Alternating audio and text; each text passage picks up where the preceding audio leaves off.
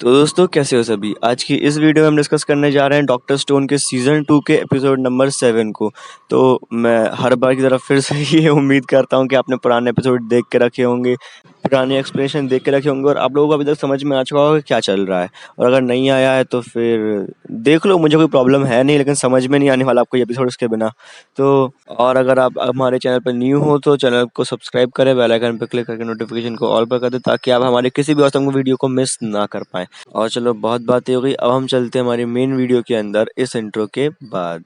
Trapped in a nightmare, in my mind everything that I might fear. And I fight to get by, get my mind clear. Everything's picking sides and I'm right here.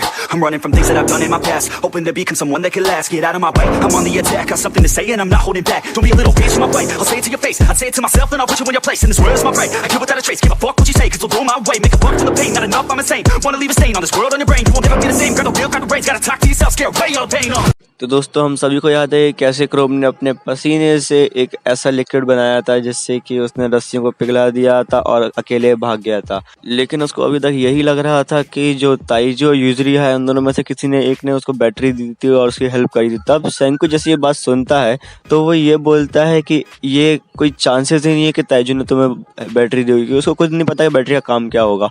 और जहाँ तक बात रही यूजरी की, तो वो एक secret mission के ऊपर है और वो अपना मिशन छोड़ के नहीं तुम्हें हेल्प कर सकती है, तुम्हें किसी और ने दी होगी। और फिर उसके बाद में सब लोग बोलते हैं कि अच्छा है ना, भाग तो आ गया, अब क्या मतलब निकलेगा। और उसके बाद में क्रोम के पीछे से एक टैंक आता है जो कि उन लोगों ने बनाया था क्रोम को बचाने के लिए और सब लोग बहुत खुश होते हैं। क्रोम खुद भाग के आ गया तो अब हम लोगों को टैंक को तोड़ना नहीं पड़ेगा। और फिर उन लोगों का प्लान होता है चेंज और अब उनको क्रोम को बचाने की जगह पर केव पर हमला करना है और केव के ऊपर कब्जा करना है जहाँ से उन लोगों को नाइट्रिक एसिड मिलने वाला है। और जैसे ही वो केव पर कब्जा कर लेंगे वो लोगों के ऊपर सारा कंट्रोल आ जाएगा, क्योंकि जो ताइजू है वो आगे अपने मैन को रिवाइव नहीं कर पाएगा और सेंकु पूरी दुनिया को रिवाइव कर सकता है उसके बाद में। और उस चीज़ के लिए वो लोग गिन का यूज़ कर रहे हैं और उसको लिलियन की आवाज़ से बात करने के लिए बोल रहा था कि सुकासा के एम्पायर के लोग उनकी साइड ले लें और उनको यूकियो से बचकर रहना होगा, क्योंकि यूकियो अगर सुन लेगा तो पकड़ लेगा गिन को एक बार में और उनका प्लान चौपट हो जाएगा। लेकिन क्रोम को तभी याद आता है कि जो यूकियो है उसने बहुत हेल्प करी थी उसकी सुकासा के एम्पायर के अंदर और उसने झूठ बोला था उसके लिए, तो उसको समझ में नहीं आता कि उसने ऐसा क्यों किया। अब सभी लोग काम के अंदर लग चुके हैं और अपने गोरिल्ला के जो टैंक है उसको और स्ट्रॉन्ग कर रहे हैं। और दूसरी तरफ जो यूजरी है वो भी अपने प्लान में लगी हुई है और सुकासा के एम्पायर के लोगों को लिलियन की आवाज़ सुना रही है। और सभी लोगों को यकीन हो जाता है कि वो लिलियन ही है, क्योंकि जो अपनी निकी है वो गिन को ट्रेनिंग दे रही थी और उसकी ट्रेनिंग रंग लाती है और सब लोग एक बार में भरोसा कर लेते हैं और सब लोग उनके साइड में हो जाते हैं और बोलते हैं कि अब अगर यूएस हमारी साइड में आने वाला है तो सुकासा कुछ नहीं कर पाएगा। और उसके साथ ही साथ में लोग सेंकु की साइड ले लेते हैं। लेकिन यूकियो को आवाज़ आ जाती है और वो वहाँ पर पहुँचता है और बोलता है कि मैं भी वो फ़ोन कॉल सुनना चाहूँगा। और अब कंपटीशन शुरू होता है गिन वर्सेस यूकियो। और जो यूकियो होता है वो झूठ बोलता है कि उसने मान लिया है कि लिलियन की आवाज़ है और उसके बाद में सब लोग थोड़ा सा खुश होते हैं। फिर वो उससे इंग्लिश में बात करता है और उसके बाद में बोलता है कि गिन ये तुम, इंग्लिश में बोलता है वो भी। और इसके बाद में लोग समझ जाते हैं कि वो झूठ बोल रहा था, लेकिन तभी गिन ऑब्जर्व करता है कि वो इंग्लिश में बात कर रहा है और वो किसी को बताने नहीं भाग रहा है, तो इसका मतलब वो कुछ ना कुछ तो चाहता है हम लोगों से। और उसके बाद में सेंकु ये बात बोलता है और जो यूकियो होता है वो इम्प्रेस हो जाता है और बोलता है मैंने तुम्हारा अनबिलीवेबल सीक्रेट जान लिया है, कि मतलब जो तुम्हारा सीक्रेट मिशन है जो तुमने यूजरी को देकर रखा है वो मुझे पता चल चुका है। और बताता है कि एक दिन वो अपने काम के लिए जा रही थी, सिलाई के काम के लिए, तो मुझे लगा कि ये रात भर क्या काम करती है, तो मैं उसके पीछे पीछे गया और मैंने देखा कि उसने जो स्विंग वाला काम है, अपना सिलाई वाला काम है, वो तो 5 मिनट में ख़त्म कर लिया। तक वो बहुत फास्ट काम कर रही थी।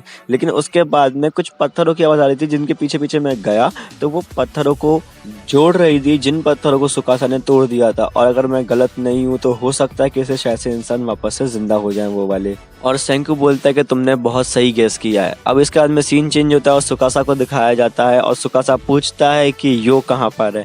और उसके बाद में जो गार्ड होता है उसको याद आता है कि जो यो है उसने उसको झूठ बोलने का बोला है कि वो मर चुका है। और उसके बाद में उसके आँख का जो पैच होता है वो दे देता है उसको और वो सेम चीज़ सुकासा के साथ करता है और उसको झूठ बोलता है और सुकासा जो होता है वो चुप रह जाता है।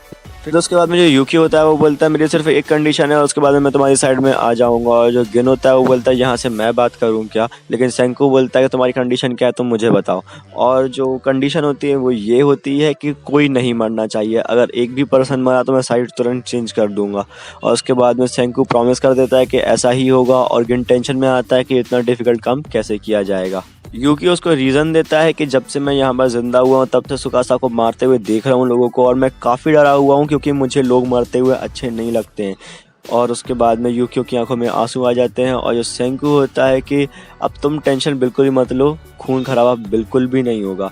और उसके बाद में यूकियो जो होता है वो बताता है कि ह्योगा ने उस लेक के पास में लोगों को मारा था, ना कि तुमने, और ये बात मैं जानता हूँ। अब जो सुकासा होता है वो ग्रीव करने के लिए सेंकू की ग्रेव के पास में गाड़ने आता है ह्यो को, और ग्रेव के पास में वो गड्ढा करना शुरू कर देता है। अब इसके बाद में जो सेंकू का टैंक होता है वो तैयार होता है, और वो बोलता है कि अब हम लोग असली गन्स का यूज़ करने क्योंकि हमारे पास में गन पाउडर है नहीं, तो वो लोग वेपर वाली गन्स का यूज़ करेंगे। जैसे वो ब्लास्ट होगा अंदर से तो एक बुलेट टाइप से उड़ के जाएगी। और उसके बाद में सेंकू बोलता है कि अब हमें सिर्फ एक स्ट्रॉन्ग पर्सन चाहिए, और पीछे से एंट्री होती है ताइजू और यूजिरिहा की, और सेंकू बोलता है हमारे पास में अब सब लोग हैं जो भी हमें चाहिए। और जो सुकासा होता है उसको स्पीकर दिख जाता है गड्ढा करते हुए, और वो कस के स्पीकर के तार को खींचता है, और जो सेंकू का सेलफोन होता है वो उड़ते हुए हवा में सुकासा के सामने जा रहा होता है, और सुकासा समझ जाता है कि ये तो गड़बड़ हो गई भैया। अब सेंकू अपना टैंक लेकर हमला करना पहुंच चुका होता है, और बहुत इंटरेस्टिंग बात, एपिसोड यहीं पे ख़त्म हो जाता है। और उम्मीद है आपको ये एपिसोड पसंद आया होगा, हमारी वीडियो भी पसंद आई होगी। और अगर वीडियो पसंद आई है तो वीडियो को लाइक करें, चैनल को सब्सक्राइब करें, और बेल आइकन पर क्लिक करके नोटिफिकेशन को ऑल पर कर दें, ताकि आप हमारी किसी भी ऑसम वीडियो को मिस ना कर सकें।